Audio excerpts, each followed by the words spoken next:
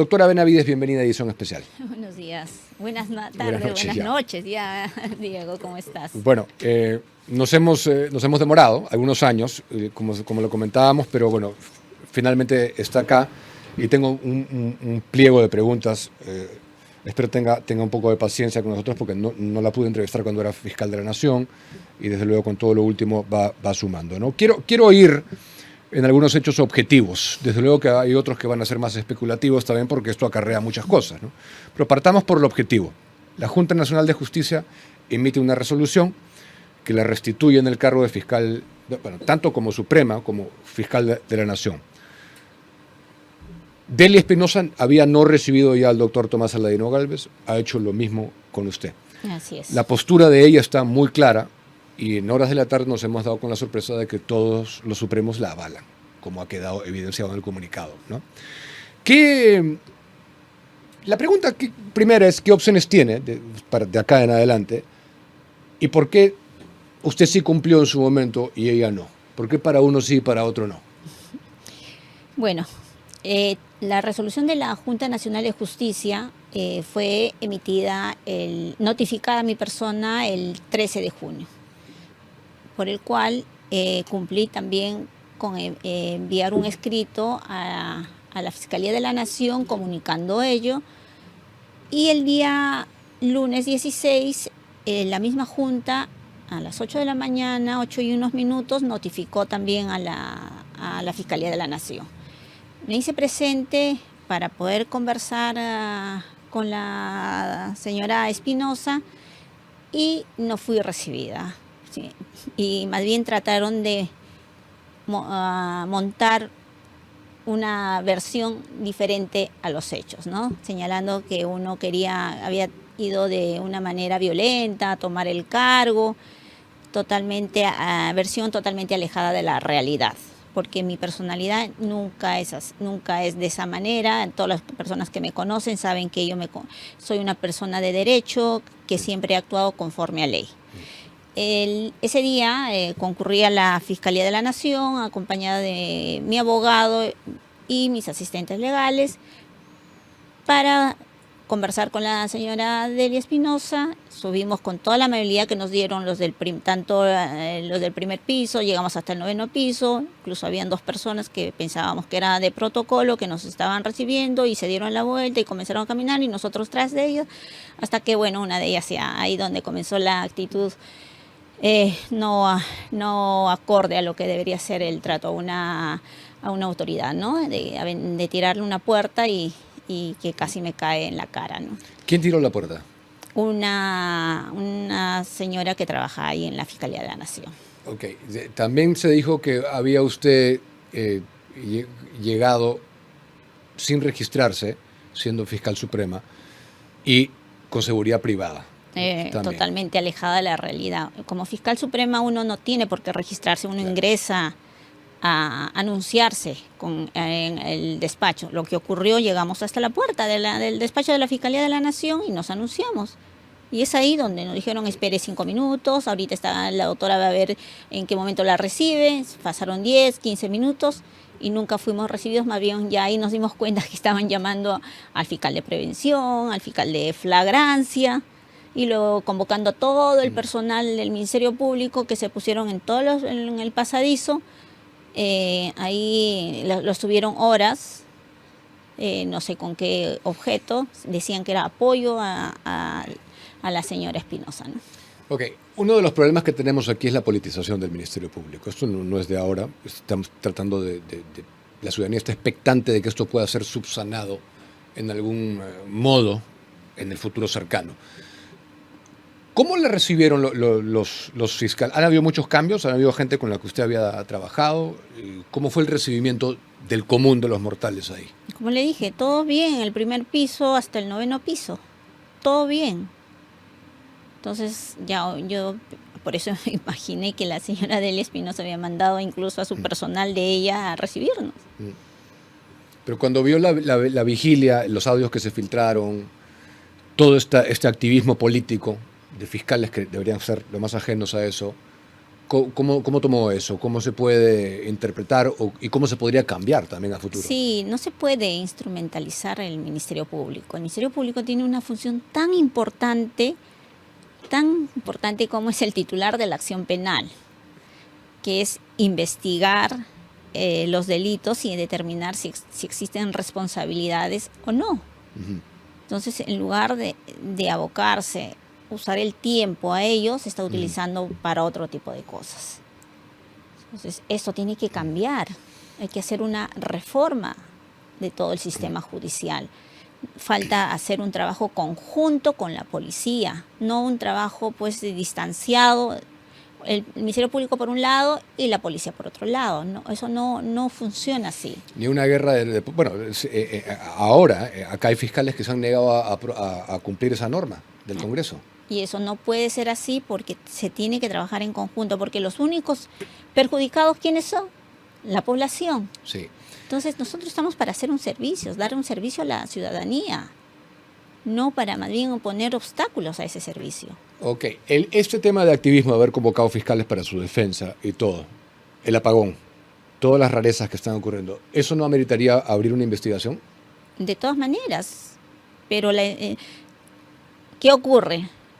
La denunciada soy yo ahora, y encima denuncian a mis abogados, denuncian a los asistentes que nos acompañaron y a mi personal que es de seguridad del Estado, y señalando que son seguridad privada. No sé, tratan de maquillar, de malinformar, de señalar hechos, y ellos mismos han sacado esos videos que filtraban directamente a la prensa, y ellos se han podido dar cuenta que quienes éramos nosotros, un grupo, o sea, de 5 personas, y ellos eran que llenaban todo el pasadizo. Sí. O sea, trataron de dar otra imagen. O sea, ¿a dónde vamos? ¿Cómo? ¿Ya dónde vamos a llegar esta persecución implacable hacia mi persona?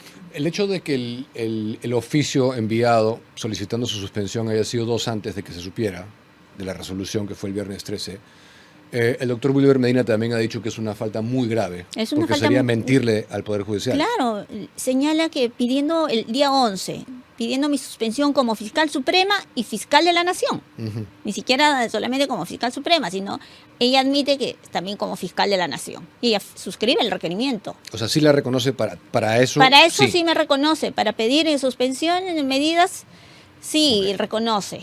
Pero y cuando la resolución recién tiene fecha 12 y notificada fecha 13. En el caso de que asuma el cargo, el tiempo que ha estado destituida se cuenta, ¿no? O sea, hacia adelante, ¿no? No es que quede eliminado. Usted tendría que completar el periodo. Completar el periodo al primero. No, lo que pasa es que hay varias interpretaciones. Hay una interpretación de la Corte Interamericana que dice que uno tendría que a uno regresa y tiene que cumplir con el periodo que le dejaron y le impidieron cumplir. Y hay otra del TC que señala que se repone y solamente cumple el tiempo que le falta cumplir. En ese caso serían días. Solamente. Claro, son días. Porque usted fue a partir del 1 de julio del 2022. Así es. ¿Sería el 1 de julio de este año? De este año. De ser así el caso y si se demora, ¿por qué lo haría? ¿Por qué lo haría? O sea, ¿por qué quisiera? ¿Por un tema de honor o de que la historia juzgue? A mí me suspendieron en 6 días. Me gustaba o no me gustaba esa resolución. Sabía que me habían vulnerado todos mis derechos fundamentales. ¿Qué hice yo? Como mujer de derecho, cumplidora de las normas legales, entregué el cargo. Uh-huh. Cumplí la resolución de la Junta Nacional de Justicia anterior. Claro. Cumplo y me voy. ¿Y por qué ahora no cumplen? O sea, todo lo que favorezca a ellos, sí, bien. Y lo que favorece a Patricia Benavides, no. No puede ser así. Las normas, las resoluciones, todo se cumple, les guste o no les guste. ¿Pero qué buscaría? O sea, digamos que sí, ya dice sí, me equivoqué, un paso al costado, y usted asume por decir una semana. ¿Qué cosa es lo que se buscaría? ¿Que los Supremos la vuelvan a elegir. No, es cumplimiento de la elección que me dieron a mí por un plazo de 3 años. A mí me sacan, me suspenden, luego me destituyen, para eso sí todo bien, ok, nadie cuestionó, o sea, excelente. Entonces me destituyen y ahí me destituyen como fiscal suprema y fiscal de la nación. Uh-huh. Por eso es que la actual Junta Nacional de Justicia, cuando retrotrae y declara nulo, es porque ellos, en la anterior Junta, justamente me había destituido por los 2 cargos. Entonces, ¿a dónde me tiene que...? Cuando se declara nulo, se retrotrae y tenía yo el cargo de fiscal suprema y fiscal de la nación. Pero digamos, la expectativa que tiene un gran sector que veía con buenos ojos su gestión, en una semana no se podría hacer nada, verdaderamente, si hablamos de liderar la institución, ¿no? Entonces, ¿dónde continuaría lo que comenzó? Hay investigaciones de muy alto rango, de muy alto perfil que usted había encaminado. ¿Cómo se podría manejar eso? De todas maneras, existiendo una dirección, ya corrigiendo todo, si bien es cierto, puede ser poco tiempo o no, pero uno puede tomar las decisiones desde el minuto 1. Uh-huh. Entonces, cuando uno quiere trabajar y hacer las cosas bien, uno puede tomar las correcciones que sean necesarias. ¿Qué opciones legales van a hacer con su defensa de hoy en adelante? Había cuenta que ya está clarísima la postura de los Supremos. Sí, nosotros hemos solicitado a la Junta Nacional de Justicia que requiera a la señora Espinosa que cumpla la resolución. Y bajo apercibimiento de que se le abra el proceso disciplinario que corresponda, ¿no? Ahora, regresando un poquito en el tiempo, doctora, básicamente la destituyeron usted por el tema de la fiscal, por haber removido a la fiscal. Estaban los chats que nunca fueron debidamente corroborados. Eso se habló hasta más no poder, pero se tomaron como prueba, ¿no? ¿Qué cosa dice usted de eso? De que eso sí es un hecho objetivo, ¿no? Que usted removió a la fiscal Bersabe Revilla que investigaba a su hermana Elma. Yo sé que usted dio un informe de baja productividad como sustento, pero sobre ese hecho objetivo, ¿qué responde usted? A ver, mira, te quiero explicar la línea de tiempo para que se den cuenta que esto es una persecución, no es un tema de investigaciones. Como ya no era acorde para el interés de ciertas personas mi presencia como fiscal de la nación, es que primero comienzan con el tema, me abren proceso disciplinario inmediato por los famosos chats. Famosos chats que son fotocopias, que no tienen fuente de origen, no tienen la cadena de custodia que ahora es necesario para poderse utilizar como prueba, no tienen código hash, entonces no son pruebas, es algo que no es válido, es nulo. Pero con eso me suspenden. Entonces vieron que no podían lograr una destitución con ello. Uh-huh. Por eso es que en enero del 2024 se apresuran y me aperturan proceso disciplinario por el retiro por haber concluido a Bersabe Revilla. Ya, pero ¿cuál es el sustento que usted, que es una facultad suya y no tenía que dar explicaciones? No, toda resolución está motivada, por eso te digo, como no ven que esto no les va a dar resultado, busquemos otro. Línea de tiempo. En enero me aperturan otro proceso disciplinario. Y acá no, que ya como habían hecho esa campaña demoledora diciendo que la hermana, acá encontramos ya otro motivo para fastidiar a Patricia Benavides. Entonces me aperturan esa investigación y en menos de mes y medio hacen el informe pidiendo la destitución. Cuando un proceso disciplinario puede durar 9 meses, ampliado a 3 meses más. ¿Qué te dice eso? O sea, lo único que querían ellos era mi destitución y vulneraron todo tipo de derechos. Y la resolución de Bersabe Revilla está bien fundamentada, porque tienen una base.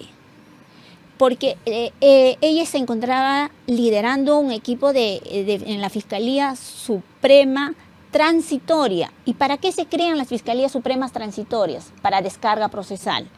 Y si no tienen la producción Entonces hay que hacer cambios.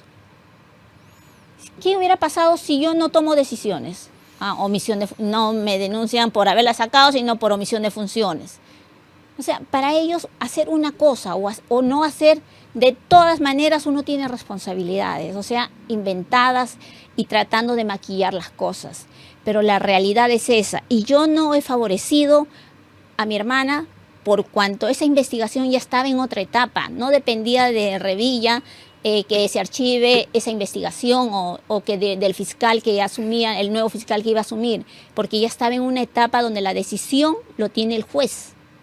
Y continuó el fiscal adjunto supremo, quien es el que realmente llevaba la investigación. Yo a Chinchay no lo saqué de la Fiscalía Suprema, donde se veía el caso de mi hermana.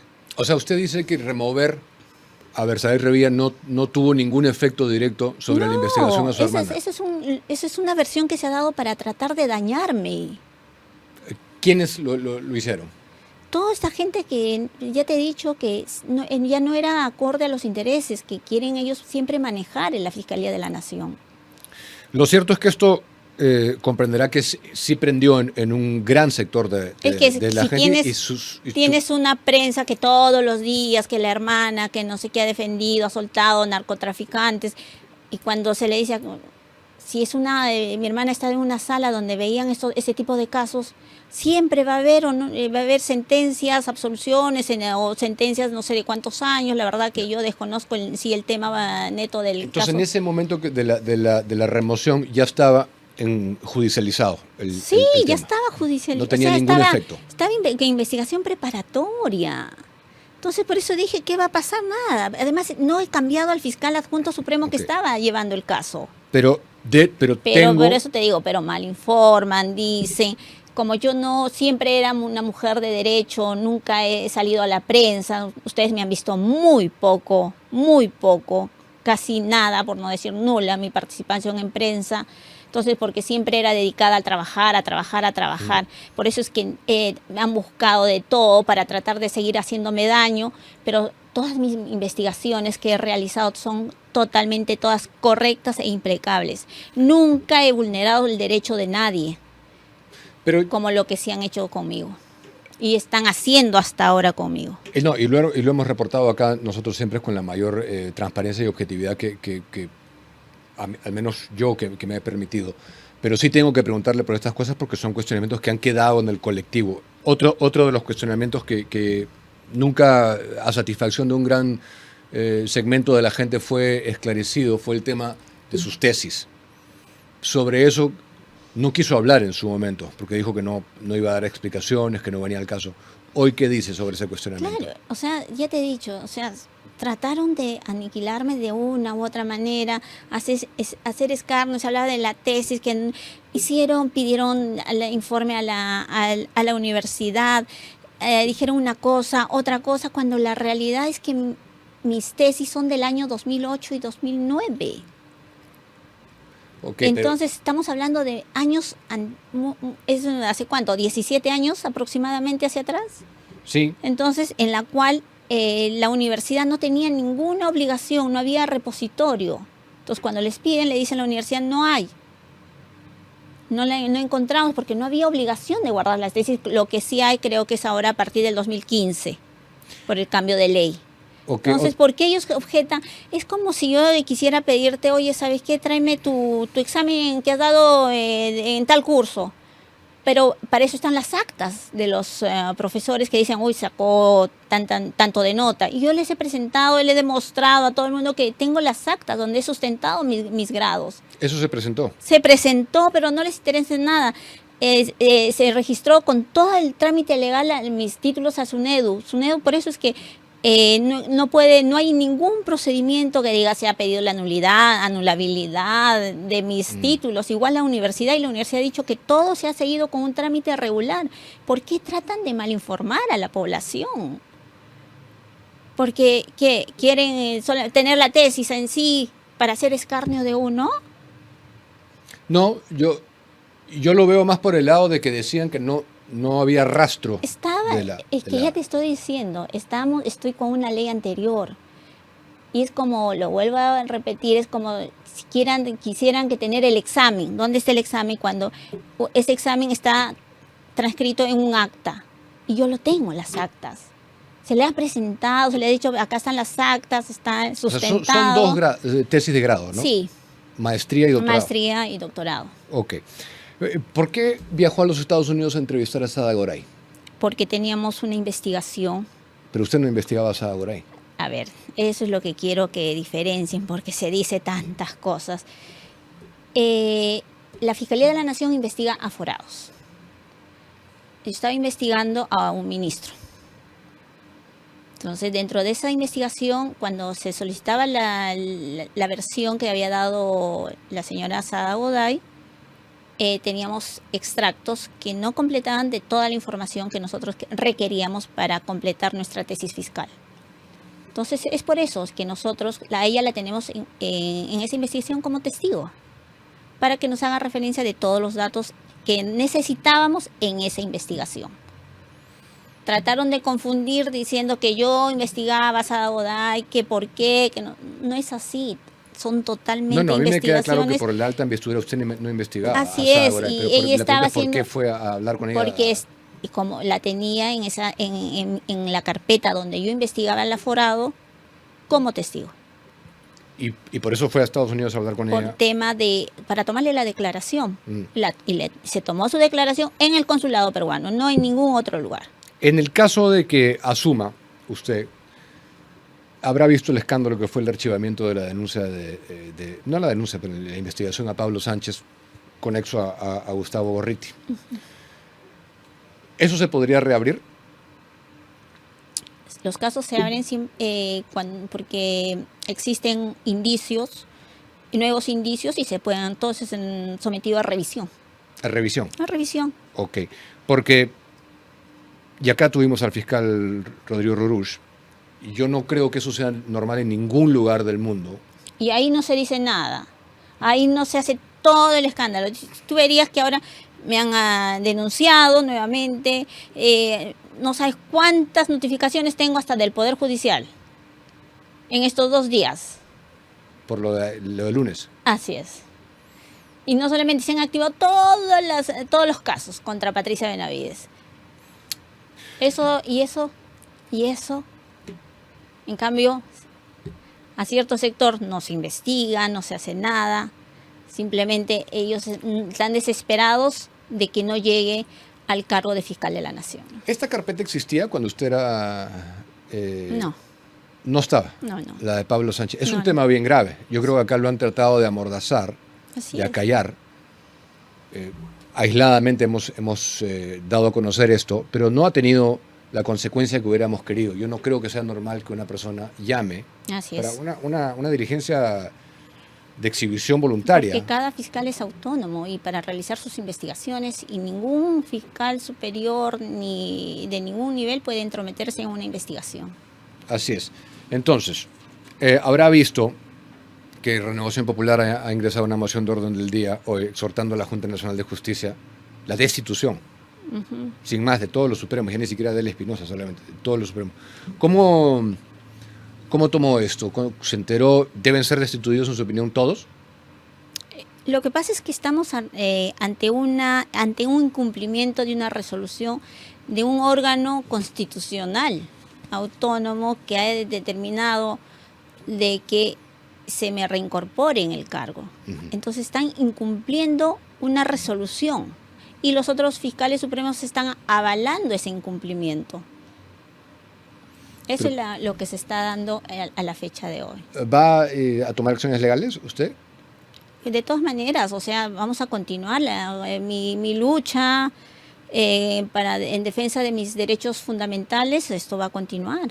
El doctor Abanto dijo que tenía información de que iban a allanar sus oficinas. ¿Sabe algo de eso? Nos comunicó, pero de una manera general. No tengo detalles. No en detalle. No.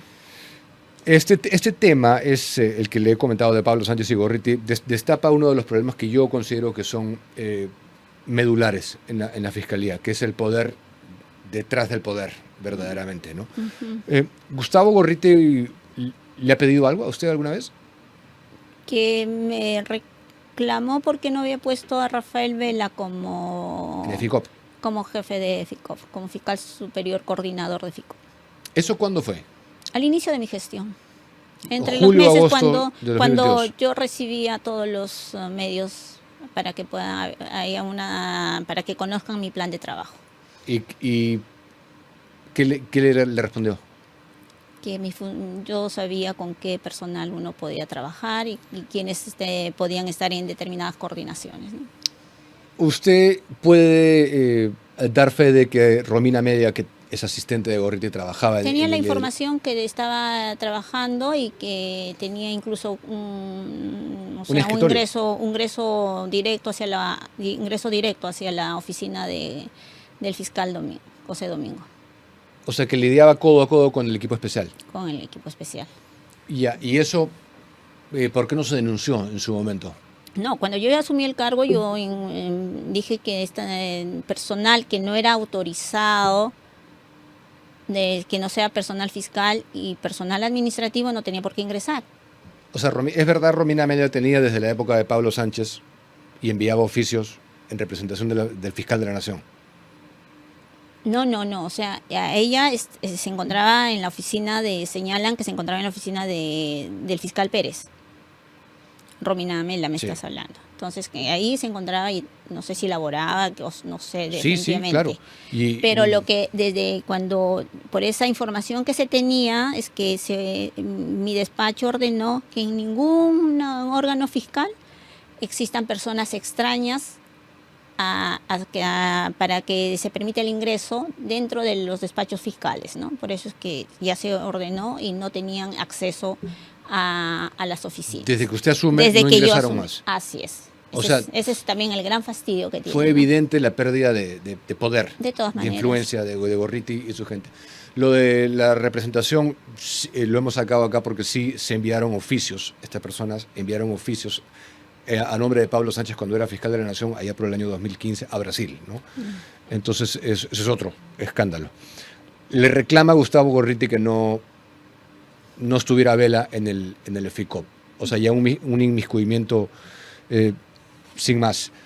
Cuando hablé con el ex fiscal de la Nación, Chávarri, ha venido acá varias veces, él también dio fe de esto, ¿no? Ustedes tuvieron una relación muy particular, creo que ese nombramiento fue sui generis, ¿no? Que usted sea fiscal suprema adjunta, Sí, adscrita a la al fiscal de la Nación, sí. creo que no sé si ha pasado de nuevo o antes, pero le noté, por supuesto que yo no me voy a atribuir por él lecturas, ni mucho menos, pero le atribuí como un resentimiento o un dolor con usted. ¿Cuándo se agrió? ¿Cuándo se avinagró esa relación que en un momento era muy estrecha? No, por una diferencia que tuvimos de criterios y ahí hubo... ¿Solamente una diferencia Sí, una de diferencia, criterios? sí, porque el cariño es grande hacia el doctor Chávarri y él lo sabe.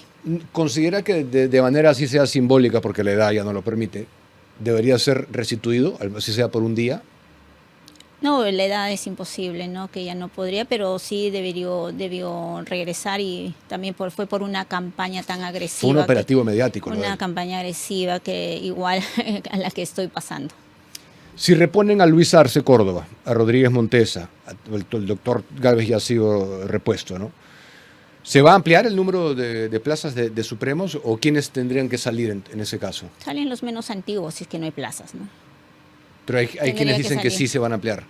Ahora me parece que hay entre 7 o 8 plazas, porque la señora Espinosa dice que las Fiscalías Supremas Transitorias las ha convertido ya en permanentes. Pero para hablarlo de una manera más coloquial con lo que trabajamos aquí en prensa y todo, los 4 Supremos que están hoy representan a la casta caviar, a los que denominamos caviares. Hay que decirlo con certitud, ¿no? Uh-huh. Los 4.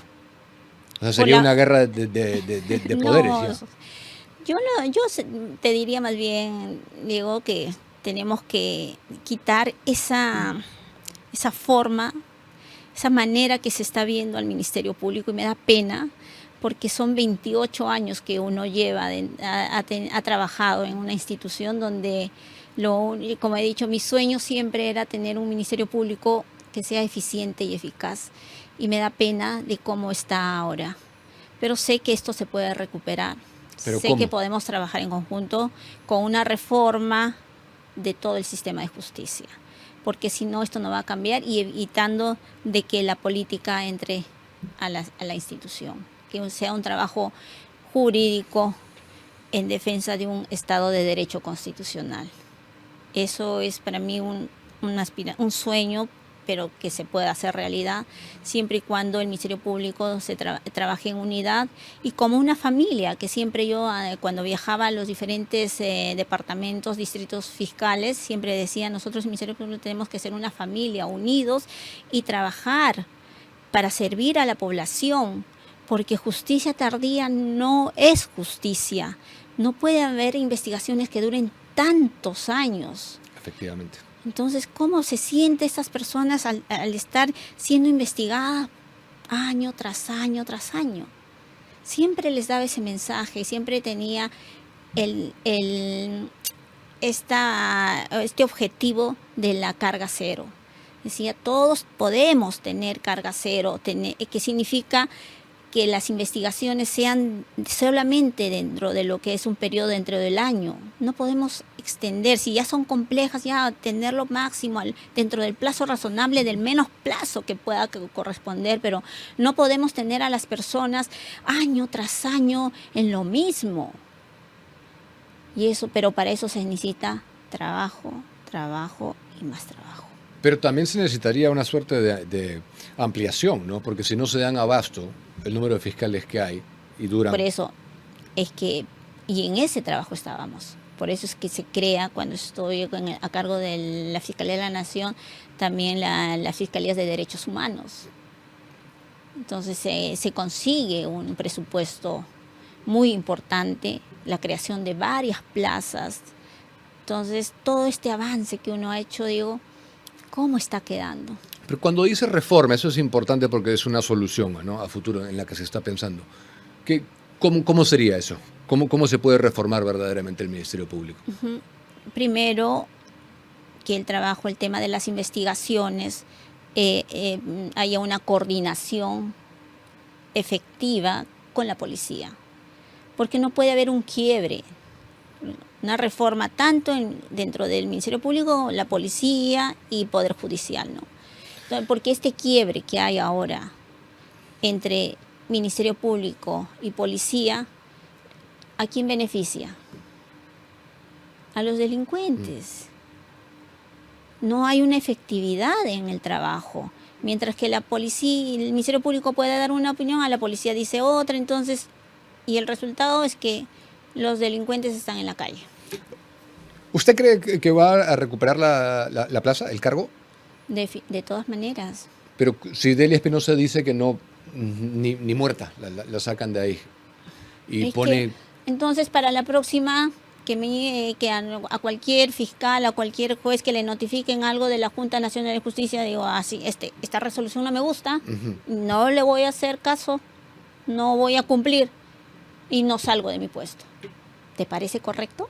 No, pero aparentemente a ella no le importa. Entonces yo digo, tenemos que aprender a cumplir con las resoluciones. ¿Pero qué tipo de resolución, digamos, de razón o de fallo, en todo caso, la haría desistir de su postura en este momento?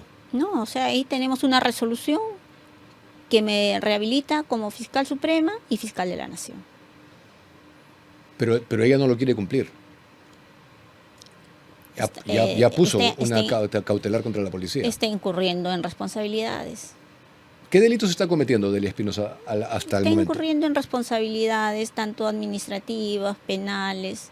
Ya se verá con un estudio minucioso de qué tipo de delitos estaría cometiendo. O sea, usted dice que se le va a complicar hora, día a día tanto que va a tener que hacerlo, finalmente.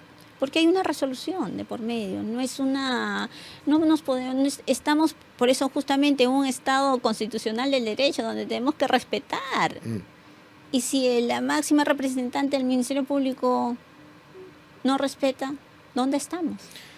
Hablando de estados constitucionales de derecho, yo recuerdo como si fuera ayer, el día del golpe de Estado, el 7 de diciembre, y entre las disposiciones estaba detenerla Por a usted. supuesto. Así es como el día de ayer, que también, el día lunes, que también quisieron detenerme. ¿El día lunes quisieron detenerla? Sí, porque llamaron al fiscal de flagrancia, señalando de que estaba cometiendo delito, que yo estaba usurpando las funciones de repente en el pensamiento. Y me han formalizado, me han denunciado. ¿Cómo funciona el estatus legal en este momento? O sea, ¿usted es fiscal de la Nación en este momento? En esos momentos, ¿Usted puede despachar rehabilitada, pero soy respetuosa. Por eso te digo, es diferente. Las personas somos diferentes. He sido formada con principios y valores y respetuosa de nuestra Constitución y las leyes. Y yo me conduzco por los cauces legales. Entonces, yo tengo una resolución donde me dicen que soy fiscal suprema y fiscal de la Nación. Entonces, pero yo, justamente por ser respetuosa, comunico a la Fiscalía de la Nación que hay esta resolución. Y como no quieren cumplir, voy al organismo que ha emitido la resolución y le digo, ¿sabes qué? No quiere cumplir, aperciban al cumplimiento. En ese trámite estamos. Yo hago los pedidos todos conforme a ley. Respetuosa, porque yo creo que no solamente quiero ser un ejemplo para mis hijos, sino para todos los fiscales, personal administrativo, que tenemos que cumplir con las normas, nos guste o no nos guste. Como te digo, si esto sería un mal precedente, si esto se deja de cumplir, a la próxima, ¿quién va a querer cumplir una resolución? No, y sobre todo... Se van a trincherar en Claro. su puesto de trabajo y digan, yo no cumplo. Eso abre una puerta también hacia los delincuentes, porque a nadie le gusta que le digan que queda detenido, que queda... Así no me gusta. Así, Yo no cumplo tampoco. No cumplo. Ok. Si es que regresa al piso 9, ¿qué cosa sería lo primero que haría? Que ve que es urgente y que no se está haciendo. Lo primero que es poner orden, porque sin orden no hay nada. Está desordenado el Ministerio Público. Definitivamente. ¿En qué momento comenzó la ideología? Yo creo que esto ya viene por el tema de personas que han permitido que eso ocurra. Porque si uno trabaja de una forma correcta y de acuerdo a lo que es cumpliendo con la Constitución, la ley orgánica del Ministerio Público, la actuación es diferente. No necesitas estar en los medios de prensa dando opiniones, dando o filtrando documentación, ¿no? Lo principal es el trabajo.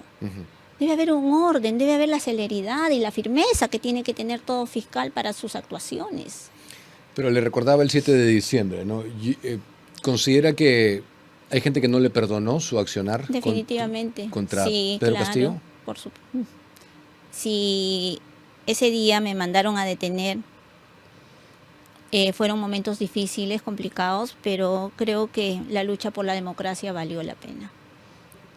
O sea, que hay enemigos que no le han perdonado eso específicamente. Definitivamente, así. Tengo algunas preguntas más, doctora. 7:48. Win te lleva a Barcelona a ver la Fórmula 1. ¿Cómo? Solo cámbiate a Win y participas por el sorteo de uno de los 2 paquetes dobles para viajar a Barcelona con todos los gastos pagados. ¿Qué esperas? Llama al 01707-3000. Doctora, usted siempre habla, usted es creyente, ¿no? Sí, por supuesto. Cree mucho en Dios. Así es. Yo también, le cuento. Mira, qué usted bueno. siempre habla de la objetividad. Así es, todo fiscal tiene que tener objetividad. Ok. Pero, sin embargo, quiero preguntarle, porque hemos encontrado una declaración suya que lo hizo durante la ceremonia de reconocimiento de responsabilidad internacional, estoy hablando del año 2022, del caso Azul Rojas Marín, en que usted se compromete con los estándares internacionales en materia de enfoque de género.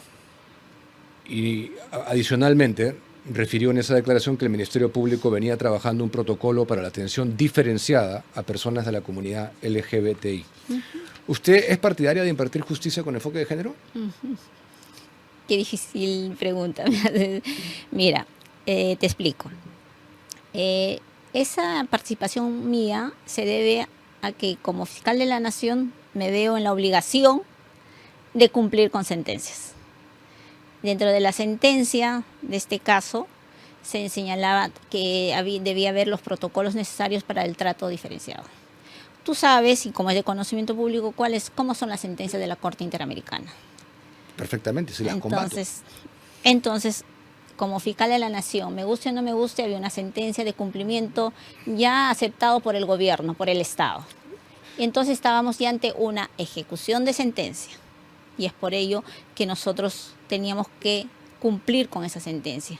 Que me preguntes a mí si eso, como Patricia Benavides, yo te diría que no, como Patricia Benavides, pero como autoridad tenía que cumplir con la orden de la sentencia. Me llamó la atención por los que hemos seguido su carrera, y aparte que el enfoque de género parte de una premisa falsa. Así es, definitivamente en ninguna parte del mundo está esa diferencia, esa opción. Acá digamos. Le hemos dado en este programa mucha cabida a las denuncias falsas de mujeres contra hombres, y los dramas que esos hombres viven. En nuestro sistema judicial lamentablemente premia la sola palabra de la mujer, y parte de la premisa de que la mujer siempre es una víctima, y su carrera es testimonio de que eso no es verdad. Así es. Usted ha llegado al máximo cargo de su nación, en su institución, la persona más poderosa de este país es mujer. Hay múltiples ejemplos. Entonces, no quería dejar de preguntarse, ¿usted no es partidaria del enfoque de género en la justicia? Así es, no, definitivamente. No. Ok. Doctora, gracias. La verdad, aprecio este tiempo que nos ha dado, y espero que se pueda llegar a buen puerto. Yo creo que hay mucha gente que está esperanzada y todos los peruanos estamos cansados verdaderamente de este cataclismo constante que hay en el Ministerio Público. ¿Qué palabras finales tiene a modo de cerrar la entrevista y de tranquilizar también un poco a la gente que siente la ansiedad, ¿no? Sí, en este momento? Esperemos que esta situación se resuelva a la brevedad posible, que prime el Estado de Derecho constitucional, que se resuelvan las cosas conforme a ley, que haya sobre todo el respeto al derecho de toda persona, derechos fundamentales reconocidos en la Constitución, que no haya ningún tipo de vulneración y que todos siempre vayamos por el buen camino y con el respeto, como lo vuelvo a decir y lo vuelvo a reiterar, el respeto a nuestra Constitución y a las leyes peruanas. ¿Ha ocurrido alguien que, alguna vez en la historia, que en 6 días se destituye a alguien de esa manera? En ninguna parte del mundo. En ese momento, como usted recordará, se usó el título express, ¿no? El rótulo, vacancia express. ¿No ha ocurrido antes? No, definitivamente nunca. No sé, el Consejo Nacional de la Magistratura no se le hubiera ocurrido hacer, ni mucho menos. Imagínense, a la anterior Junta Nacional de Justicia, en 6 días, como te digo, ya te expliqué la línea de tiempo, vieron que eso no prosperaba, no, le abrimos otro proceso, y otro proceso express. En menos de 2 meses me hacen el informe. O sea, usted dice que todo eso fue un operativo. Todo. Lo Villanueva. Y trabajaban todo coordinado. Fiscalía, me abría carpeta fiscalía, al toque carpeta administrativa. Tú sabes lo que es tener más de 20 carpetas, y tanto penales, luego también administrativas, todas las diligencias. Habían días en que habían diligencias que se cruzaban. Mis abogados ya no sabían a cuál vamos, y cuando se pidió que hagan un cronograma más espaciados para que puedan asistir a todas las declaraciones, dijeron que no, que es el cronograma y que se respete, que nosotros tenemos que respetar ese cronograma. Por eso te digo, se ha vulnerado tanto mis derechos que algún día daré el testimonio con una línea de tiempo más detallada de cómo ha sido el trato, una persecución implacable contra mi persona, pero demoledora. Pero por más de que en honor a la objetividad ha incurrido en contradicciones los testimonios de Villanueva, también eso hay que decirlo, usted niega todo, lo del agente Roberto, que él dice que él se presentaba en representación de usted a negociar con Dina Boluarte, archivamientos, ¿todo lo niega? Imagínate, son versiones, son dichos de esta persona que ha sido privado de su libertad, y cuando ha sido privado de su libertad le dijeron, ¿hablas contra Patricia Benavides o te vas dentro? Escogió un camino. Pero mira, lo mismo de Jaime Villanueva sucedió con otro personal administrativo y fiscal. Los amenazaban, los presionaban para declarar contra Patricia Benavides. Y mucha gente decía, ¿pero qué podemos decir contra Patricia Benavides si ella nunca nos ha pedido nada, siempre ha sido su trabajo correcto? No, te metemos algunos han sido puestos en las carpetas y hay otros que los tenían, te vamos a allanar, te vamos a detener, los han tenido así presionados. El 24, el próximo martes, se va a ver esta solicitud que ha hecho Delia Espinosa. ¿Qué expectativas tienen sobre eso? Tiene que declararse improcedente, incluso hasta inadmisible. No tiene futuro. ¿Por la resolución de la Junta? ¿Ese sería el sustento? No, porque en esa carpeta fiscal Delia Espinosa no tiene competencia, porque ya está en el Congreso. Partiendo de ello, no tiene competencia y no podría pedir, y ya una vez más te demuestro la persecución implacable que tienen hacia mi persona. Pero es preocupante verdaderamente lo del oficio del 11, 2 días antes de que se conozca la resolución de la Junta. No es poca cosa, porque este tipo de cosas denotarían una incompetencia también en el cargo, de alguien que no sabe cómo hacer lo que tiene que hacer según su cargo. Así es. Y eso es igual o más grave. Y más grave, porque ella misma está firmando el requerimiento, ella misma lo está haciendo. Ok. Gracias, doctora, por estar acá. Muchísimas gracias por la invitación. Y suerte. Gracias. En su proceso. Gracias.